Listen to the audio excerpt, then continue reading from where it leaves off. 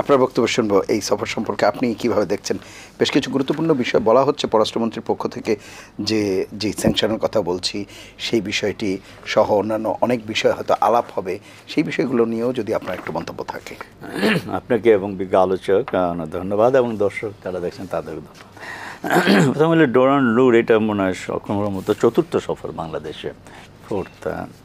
তো যেটা রনি বলেছে কিছু কথার সাথে আমি তার সাথে একমত, যে নির্বাচনের আগে যে প্রেক্ষাপটে তা ছিল, যে সেই প্রেক্ষাপটে ডোনাল্ড লুর সফর এবং তার বক্তব্য এবং মার্কিন যুক্তরাষ্ট্রের ভূমিকা এবং ইউরোপিয়ান ইউনিয়নের ভূমিকা সবগুলোই মনে হচ্ছিল যেন একই সূত্রে গাথা এবং একই সুরে কথা বলছিল, একই ধরনের তারা অ্যাকশনের কথা বলছিল। তো অ্যাকশন বলেন যাই বলি আমরা, স্যাংশন বলেন যাই, কিন্তু দেখা গেল যেটা আসলে যত বলে না, যত গর্জে তত বসে না, ঠিক অনেকটা সেরকমই হয়েছে। তবে এবার ডোনাল্ডের সফরটা আমি মনে করি যতটা মানে গতবারের যে সফর, তার আগে কয়েকটা সফর, যে বাংলাদেশের ইন্টারনাল পলিটিক্স নিয়ে আগামী নির্বাচনকে কেন্দ্র করে যেটা ছিল, সেইটা সাথে খুব একটা যে খুব সম্পর্ক আছে তা নয়। এখন যারা সেটা যেটা ওরা প্রকাশ্যে বলতে চেয়েছে, মার্কিন যুক্তরাষ্ট্র এবং ডোনাল্ড লু সহ আরও গুরুত্বপূর্ণ ব্যক্তি সফর করে গেছেন এই দেশে। মার্কিন যুক্তরাষ্ট্র ইতিমধ্যে ইউকের ডেপুটি প্রাইম মিনিস্টার করেছেন, ভারতের ফরেন সেক্রেটারি করেছেন।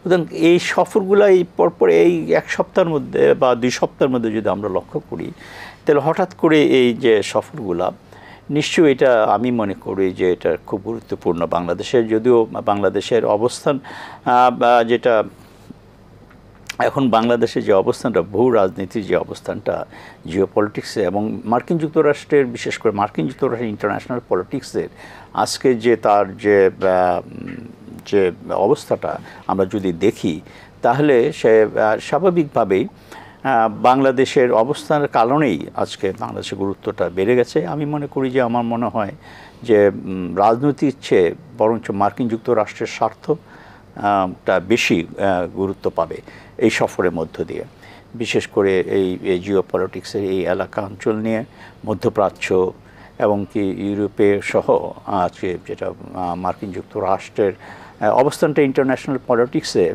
জনসমর্থন যদি বলি, এরা খুবই খারাপ অবস্থার মধ্যে আছে।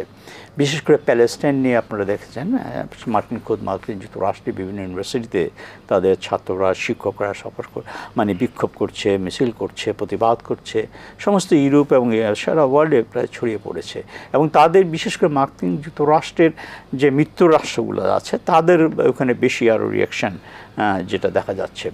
সব কিছু মিলে ইন্টারন্যাশনাল পলিটিক্স, ইন্টারন্যাশনাল যে মানুষের মিডিয়া বলেন, মানুষের সেন্টিমেন্ট, সব কিন্তু একটা মার্কিন যুক্তরাষ্ট্রের প্রতি একটা বৃদ্ধাঙ্গুলের মতন একটা অবস্থার মধ্যে মার্কিন যুক্তরাষ্ট্র অতিবাহিত করে। তার মধ্যে আপনি ভারতের নির্বাচন, আগামীতে মার্কিন যুক্তরাষ্ট্রের নির্বাচন, ইউনাইটেড কিংডমের নির্বাচন সহ গুরুত্বপূর্ণ কয়েকটি নির্বাচন আন্তর্জাতিক ক্ষেত্রে হতে যাচ্ছে।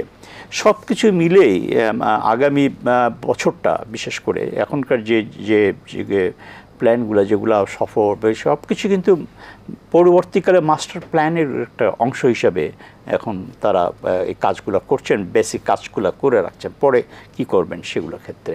এবং আমি মনে করি এই সফরটা বরঞ্চ আওয়ামী লীগের সাথে আগামী দিনের মার্কিন যুক্তরাষ্ট্রের সম্পর্ক এবং ভূ রাজনীতি, যে আপনার ইন্ডো প্যাসিফিক রিজনের কথা বলি, বে অফ বেঙ্গল এবং ইন্ডিয়ান ওশনের কথা বলি, রোহিঙ্গার কথা বলি, তারপরে আপনার রাখাইন স্টেটের কথা বলি, এই জায়গাটা খুব একটা গুরুত্বপূর্ণ জায়গা, গুরুত্ব পাবে খুব বেশি বলে। এবং প্যালেস্টাইনে যেহেতু বাংলাদেশ অত্যন্ত শক্তভাবে এবং তার সাপোর্ট প্যালেস্টাইনদের উপরে দিয়েছে, সেই ক্ষেত্রে অবশ্যই।